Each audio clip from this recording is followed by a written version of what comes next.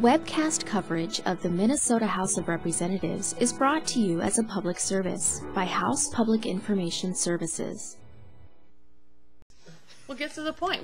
I think at this point, with 5 weeks of the session left, we have passed every major bill that has been expected, done it usually bipartisanly. It's been very good.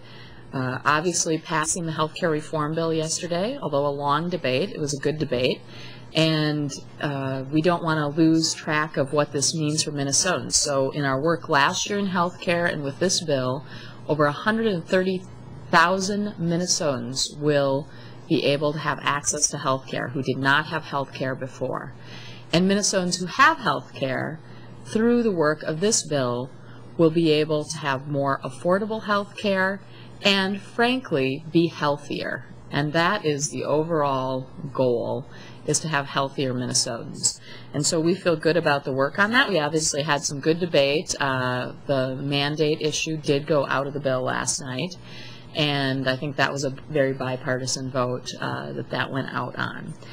And then, obviously, we were thrilled this week when MnDOT released their list of upcoming projects for the construction season. It's just very clear that that construction list would not be nearly as full and not get the number of projects done without the bipartisan work of this legislature passing the funding bill.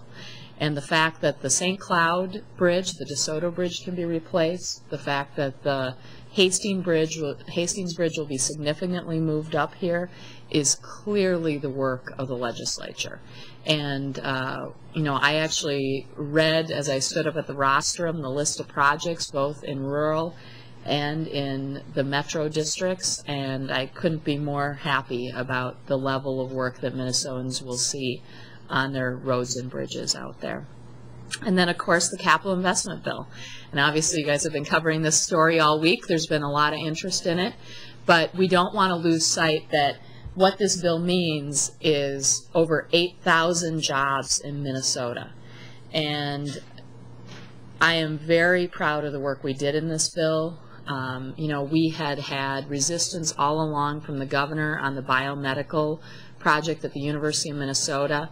That was really work that was done in the last several months to find a place where legislators were comfortable giving the University of Minnesota the authority. It will mean almost 5,000 jobs over time at the University of Minnesota, and I would say that's real economic development for the state. So I'm happy the governor was able to sign that portion of the bill, and really I think this is something that will be nation-leading for our state, and I'm so pleased that we were able to work with the University of Minnesota and with President Brunix to get that done.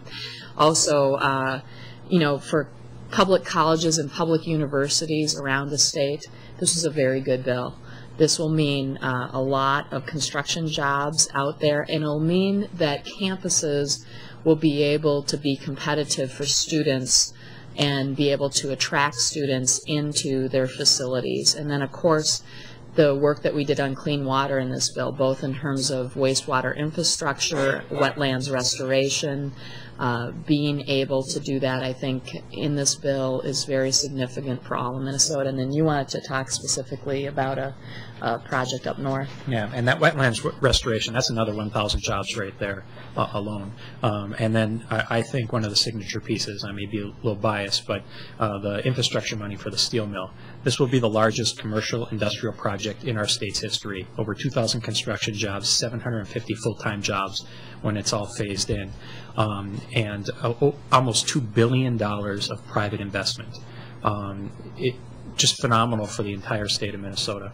And once again, when the speaker talks about higher education, so very important. These are construction jobs that are going to be able to happen right away. The HEPR money, the improvements in roofs and HVAC and all of these infrastructure issues in our colleges and universities. Though there was one area of the state that was significantly left out of that, was northeastern Minnesota, with seeing the governor actually strategically go in and pick out those projects. And that's really still the frustrating thing to me. When you look at the priority lists that the state colleges gave the legislature, we generally fund it because they ranked what their priorities are. The governor was strategic and petty in how he went down that list and skipped projects in northeastern Minnesota. He funded the first 7, skipped the 8th one, which was actually Lynn Carlson's area. I think it's actually representative Nelson's. Or Nelson's district, right next to our finance chair.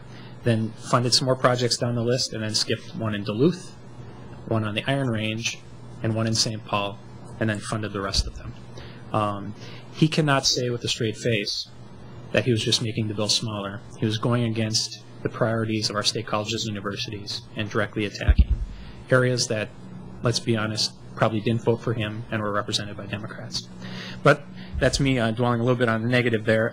We're still very happy that this bill is done. This is probably the soonest the bonding bill's been done in recent memory, at least. And we're looking forward to getting the conference committees wrapped up as soon as possible and tackling some of these smaller bills that'll be making their way onto the floor. And I also want to be really clear. We are absolutely committed to the Central Corridor project as a House. We feel very strongly about the project. I think it's interesting that now the governor's friends are starting to criticize him. Senator Coleman is critical of the veto. Many of the business leaders in the state are critical of the veto. I think it was really short-sighted. If it was, some have speculated, it is part of a larger strategy to keep us engaged on the budget. I wish the governor would just sort of be what I would think is a normal move, which would be to maybe call me up and say, hey, Speaker, are you interested in getting the budget done? And the answer to that would be the House is absolutely committed to balancing this portion of the budget deficit. And so I don't really see this as a needed move. I think it was short-sighted on the governor's part and, frankly, really, maybe petty, maybe just not exhibiting the sort of leadership that I would expect out of a governor.